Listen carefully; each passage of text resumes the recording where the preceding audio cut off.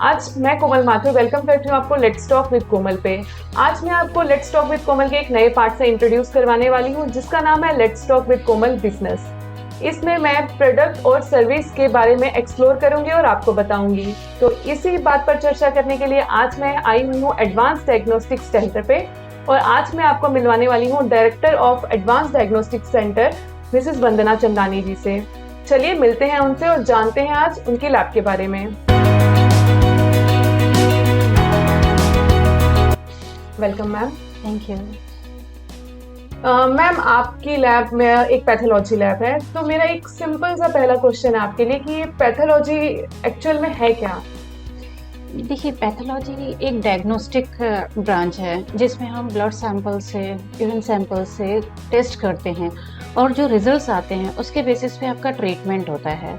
जैसे किसी का लिपिड प्रोफाइल होगा, कोलेस्ट्रॉल TG हाई आया तो BP है तो साथ में उनकी वो दवाई चलेंगे। डायबिटिक पेशेंट्स, जब तक लैब की टेस्ट नहीं होंगी डायग्नोसिस नहीं बनेगी।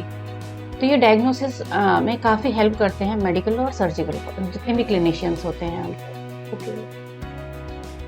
कहीं ना कहीं पैथोलॉजी लैब को मेडिकल की बैकबोन भी कहा जाता है, तो ऐसा क्यों कहा जाता है? देखिए कि आप जैसे कोई कंप्लेन है, क्लिनिशियन के पास गए हैं कि मुझे ये प्रॉब्लम है, अब वो जब तक इन्वेस्टिगेट नहीं होंगी, ऑथेंटिकेट नहीं होंगी कि आपको ये डायग्नोसिस है।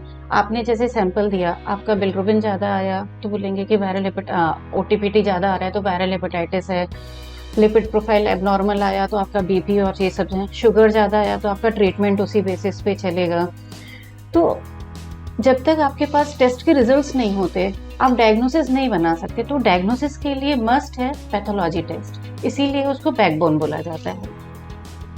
मैम एक बड़ा इंटरेस्टिंग क्वेश्चन है जो मेरे माइंड में है। मैं अक्सर अपने आसपास के लोगों से ऐसा सुनती भी हूँ कि आजकल हम जब भी किसी भी ट्रीटमेंट के लिए डॉक्टर के पास जाते हैं, अपनी कोई प्रॉब्लम डिस्कस करते हैं, तो यूजुअली डॉक्टर हमें टेस्ट लिख के देते हैं। लोगों का कहीं ना कहीं ऐसा मानना है कि पहले ऐसा नहीं होता था, आजकल टेस्टिंग को बहुत इंपॉर्टेंट रख देते हैं कि हर बात पे आप टेस्ट करवाइए। इस बात के बारे में आप क्या बताएंगे? देखिए, पहले क्या होता था कि हिट एंड ट्रायल ट्रीटमेंट होते थे कि आपके सिम्टम्स सुने, ये पॉसिबिलिटी हो सकती है, पहला बहुत कॉमन ये है, ये दिया जाए, नहीं हुआ सेकंड ट्रीटमेंट दिया जाए, क्योंकि इतनी एडवांस नहीं था पैथोलॉजी। अब पैथोलॉजी में बहुत एडवांसमेंट हो गया है। देखिए, कहीं भी अगर आपको सिम्टम्स हैं, आपको वो टेस्ट रिलेटेड टेस्ट दी गई हैं, आपको डायग्नोसिस जल्दी बन रही है, आपका ट्रीटमेंट भी जल्दी शुरू होगा, तो डेफिनेटली आपकी मॉर्बिडिटी इंक्रीज होगी, आपका जो पीरियड ऑफ इलनेस है वो कम होगा। सेकेंड चीज़ ये है कि कभी जैसे किसी में रीनल प्रॉब्लम होती है, वो नॉर्मल घूमता रहता है, उसको पता भी नहीं चलता, लेकिन एक्सीडेंटली वो डायग्नोज होता है कि क्रिएटिनिन हमारा 1.5 आया है। एक्सीडेंटली भी डायग्नोज होगा तो आप फिर उसका ट्रीटमेंट लेंगे, तो जो प्रोग्रेशन है डिसीज़ का वो कहीं ना कहीं कम होता है। तो जो पैथोलॉजी इन्वेस्टिगेशंस हैं, जो इसमें एडवांसमेंट आया है, उससे मॉर्टेलिटी और मॉर्बिडिटी में काफ़ी डिफरेंस आया है। आप जितना जल्दी ट्रीटमेंट कराएंगे उतनी जल्दी ठीक रहेंगे, उतना लाइफ स्पैन आपका बड़ा रहेगा। तो आपके बेटरमेंट के लिए ही इन्वेस्टिगेशंस होती हैं। एक छोटा सा एग्जांपल है कि आपको एनीमिया है, आपने अगर इन्वेस्टिगेशंस नहीं कराई हैं तो आपको आयरन भी दिया जाएगा, B12 भी दिया जाएगा। हो सकता है आपको एक ही डेफिशिएंसी हो, दूसरा आपको ट्रीटमेंट ऐसे ही है। अगर आप इन्वेस्टिगेशन नहीं कराना चाहते तो आपको वो तो ओवरडोज हो रहा है। देखिए, कोई भी आप दवाई लेते हैं, साइड इफेक्ट्स होते हैं, तो अगर आप इन्वेस्टिगेशंस करा के प्रॉपर डायग्नोसिस बनाते हैं तो आप मेडिसिन के साइड इफेक्ट से भी बचते हैं, साथ ही आपका मॉर्बिडिटी मतलब जल्दी ठीक होंगे, इलनेस पीरियड कम हो जाएगा, तो ओवरऑल बेनिफिट ही है। ये आपका आंसर बहुत ही जस्टिफाइड था। आई होप ये बहुत से लोगों को हेल्प करेगा जो ये सोचते हैं कि आजकल ज़्यादा टेस्टिंग पे ध्यान क्यों दिया जाता है। डॉक्टर मनीष, आप ये बताइए, एडीसी में जो लोग टेस्ट करवाने के लिए आते हैं, उनकी सुविधा के लिए आपने क्या कैसे इंतजाम किए हैं जिससे पेशेंट जो है इजीली अपनी रिपोर्ट्स को ले सकें, या कुछ भी ऐसी सुविधा जो आप उन्हें प्रोवाइड कर रहे हैं? हम लोग पेशेंट को रिपोर्ट जब प्रोवाइड करते हैं उसमें बहुत सारे मीडियम के थ्रू प्रोवाइड करते हैं। इसमें एक है, हम लोग एडवांस टेक्नोलॉजी भी इसमें शामिल, इसमें एक ईमेल के थ्रू होता है। अगर पेशेंट बहुत डिस्टेंट हो, आ नहीं पाता है, तो उसमें ईमेल के थ्रू, व्हाट्सएप के थ्रू भी हम लोग प्रोवाइड करते हैं इन पीडीएफ, और मैसेज के थ्रू भी प्रोवाइड करते हैं। और एक और है कि वेबसाइट में जाके वो अपना रजिस्ट्रेशन आईडी इंटर करके उसमें वो अपना रिपोर्ट डाउनलोड कर सकते हैं। तो ये सब पेशेंट को रिपोर्ट प्रोवाइड कर सकते हैं। तो बिना आए हुए भी पेशेंट अपनी रिपोर्ट्स ऑन टाइम कलेक्ट कर सकता है। सो मेरा क्वेश्चन है डॉक्टर निहाल आपसे, एडीसी में जो टेस्ट किए जाते हैं उसमें जो मैनुअल एरर्स आते हैं उसको ओवरकम करने के लिए आप क्या प्रिकॉशंस यूज करते हैं? जी, मैनुअल एरर रिड्यूस करने के लिए हमारे पास इंटरफेसिंग है, जिसके कारण जो भी रिजल्ट्स आपके मशीन में शो होते हैं डायरेक्टली वो आपके कंप्यूटर में जो आपकी प्रोफाइल होता है उसमें सेव हो जाते हैं, जिसके कारण जो टेक्नीशियन पहले आपको मैनुअली फीड करते थे रिपोर्ट, अब वो डायरेक्टली सेव हो रहे हैं, जिसके कारण मैनुअल जो आपके एरर्स आते हैं वो बिल्कुल ही रिड्यूस हो जाते हैं। एडवांस डायग्नोस्टिक सेंटर में आप 3 पैथोलॉजिस्ट हैं, इनफैक्ट आप खुद एक पैथोलॉजिस्ट हैं, और उसके बाद भी आपके साथ 2 और पैथोलॉजिस्ट काम कर रहे हैं। इस चीज़ के क्या फ़ायदे हैं? देखिए, 3 पैथोलॉजिस्ट हैं, आप खुद समझ सकते हैं कि कोई भी डॉक्टर या कोई भी पर्सन राउंड द क्लॉक काम नहीं कर सकता। तो रिपोर्टिंग्स की ऑथेंटिसिटी इंक्रीज करने के लिए हमने एक पैनल बनाया हुआ है। जैसे रूटीन रिपोर्टिंग्स हैं आपकी बायोकेमिस्ट्री, हेमाटोलॉजी, आप एक टेक्नीशियन रिलीज करेगा और एक डॉक्टर रिलीज करेगा, बहुत डिफरेंस है दोनों के इंटरप्रिटेशन ऑफ रिजल्ट्स में। हम कैच कर सकते हैं कि कौन सी रिपोर्टिंग गलत है, कौन सी सही है। तो एक पैथोलॉजिस्ट रिपोर्ट करे उसकी एक अलग सिग्निफिकेंस होती है। और 3 पैनल्स, 3 डॉक्टर्स का पैनल जो हिस्टोसाइटो रिपोर्टिंग के लिए है, उसकी ऑथेंटिसिटी मल्टीपल्स में इंक्रीज करता है, क्योंकि ये पूरा आपका विजन, आप जो देखते हैं उसका इंटरप्रिटेशन है। तो हम तीनों के जो इंटरप्रिटेशन अगर कॉमन उस पे जाते हैं डायग्नोसिस पे, तभी हम रिपोर्ट करते हैं।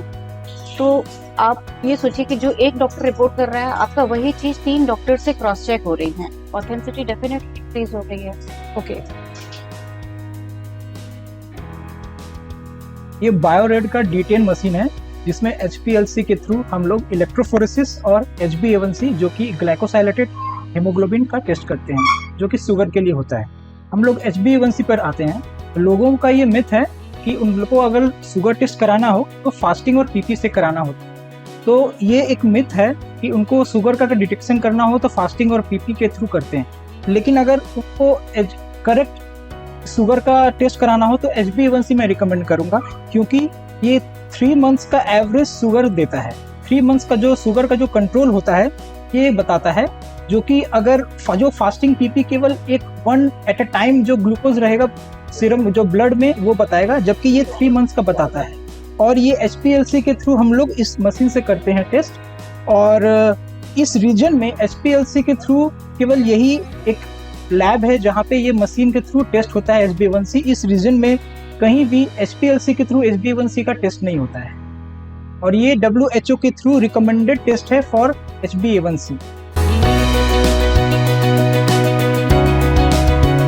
जैसा कि आप जानते हैं, हीमोग्लोबिन, TLC, प्लेटलेट, CBC एक रूटीन टेस्ट है, ऑलमोस्ट हर पर्सन की होती है। लेकिन टेक्नोलॉजी कितना वेरिएशन देती है ये मैं आपको दिखाना चाहती हूँ। CBC आप रन करेंगे तो 3 पार्ट में भी कर सकते हैं, 5 पार्ट में भी कर सकते हैं, लेकिन डिफरेंस बहुत है रिपोर्टिंग का। कभी ऐसा होता है कि आपने शाम को सैंपल दिया पर शाम को वो लैब में प्रोसेस नहीं हो पाया, पूरी रात रखा रहा, तो फॉल्स हाई आएंगे प्लेटलेट्स या फॉल्स लो आ सकते हैं। लेकिन 5 पार्ट में आप सैंपल अगर मान लो रात में भी ले रहे हैं, क्योंकि वो DNA टेक्नोलॉजी पे बेस्ड है, तो आपको बिल्कुल एक्यूरेट रिजल्ट्स देगा। और जो 3 पार्ट है वो इलेक्ट्रिकल इम्पीडेंस मेथड पे है, तो साइज जैसे ही वेरी करेगी वो आपको फॉल्स रिजल्ट्स देता है। प्लेटलेट एग्रीगेशन हुआ तो वो WBC में काउंट हो जाता है, तो आपको रिपीटेडली एरर्स मिल सकते हैं। लो प्लेटलेट काउंट जो हम यूजुअली फेस करते हैं वो बेसिकली इसी का है। ये है ग्राफ। ये ग्राफ के बेसिस पे कोई भी पैथोलॉजिस्ट समझ सकता है कि इसमें एबनॉर्मल सेल्स हैं कि नहीं है। इसके अलावा ये क्यू फ्लैग है। क्यू फ्लैग में आपको सारे पैरामीटर्स दिखाएंगे, जो भी एबनॉर्मल होगा वो रेड में इंडिकेट करेगा। तो ये हाईली प्रिसिशन के लिए है। तो आप कहीं पे भी सीबीसी करा रहे हैं तो रिजल्ट्स में कितना वेरिएशन है वो बेसिकली इंस्ट्रूमेंट की टेक्नोलॉजी पे ऊपर डिपेंड करता है। एक सीबीसी मैंने आपको कॉमन पैरामीटर दिखाया। अब मैं बात कर रही हूँ रूटीन बायोकेमिस्ट्री सैंपल्स की, urea, creatinine, LFT, lipid profile, sugar, जो हर पर्सन को लगता है कि इस लैब में इतना आया, इस लैब में इतना आया, लेकिन एज ए पेशेंट जहाँ पे कम आती है तो पेशेंट को लगता है वो रिपोर्टिंग सही है, लेकिन आप किस बेसिस पे डिसाइड कर रहे हैं? सिर्फ अपने मन के बेसिस पे, तो ये बिल्कुल गलत है। आपको उसके लिए एक ऑथेंटिक रीजन चाहिए कि आप क्यों इस रिपोर्ट पे बिलीव कर रहे हैं और क्यों इस रिपोर्ट पे नहीं बिलीव कर रहे हैं। मैं आपको मॉनिटर दिखाना चाहूंगी बायोकेमिस्ट्री इंस्ट्रूमेंट का। यहाँ पे जैसे आप देखेंगे तो ये जितनी भी रिपोर्टिंग्स हैं ये ऑटोमेटिकली ट्रांसफर हो जाती हैं। और जो ये है क्यूसी, इंटरनल क्यूसी, आप जैसे देख रहे हैं ये जितने भी ग्रीन हैं ये हमारे बिल्कुल सही हैं, लेकिन ये जो रेड हैं ये एबनॉर्मल आया है।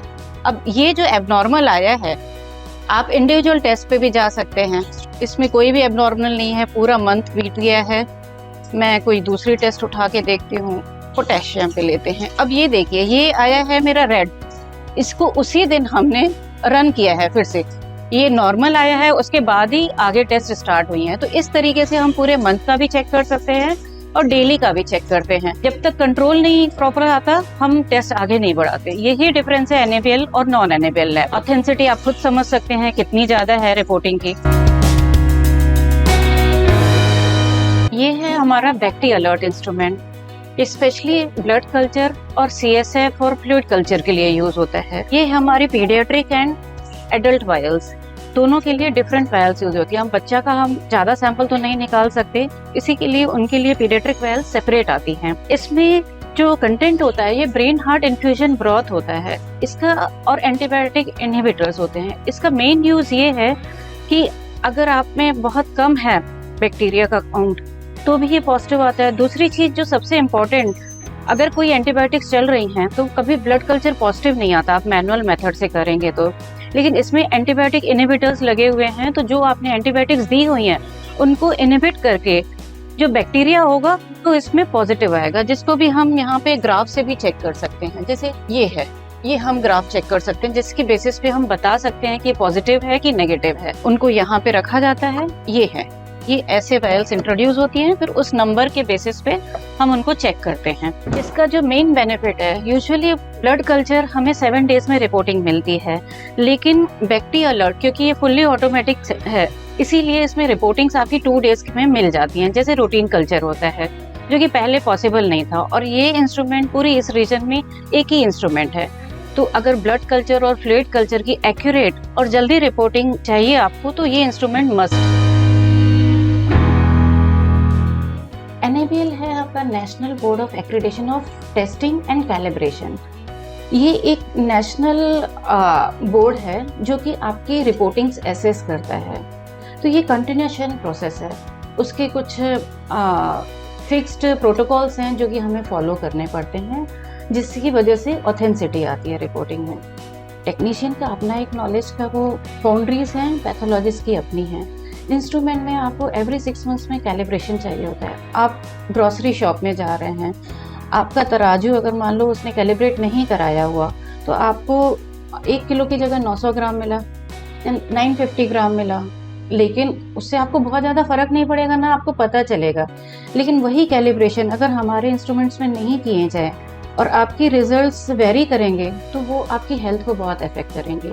इसीलिए एनएबीएल का प्रोटोकॉल है कि एवरी 6 मंथ्स में इंस्ट्रूमेंट का कैलिब्रेशन होता है। वो सर्टिफिकेट्स उनको यहाँ के नहीं चाहिए होते, एनएबीएल लैब्स के चाहिए होते हैं, जो कलकत्ता या फिर नागपुर बड़ी सिटी से हमारे पास आते हैं, एक दिन रुकते हैं, सारे इंस्ट्रूमेंट्स कैलिब्रेट करते हैं, फिर उसके बाद जाते हैं सर्टिफिकेट दे के। तो वो अलग आपका इन्वेस्टमेंट है।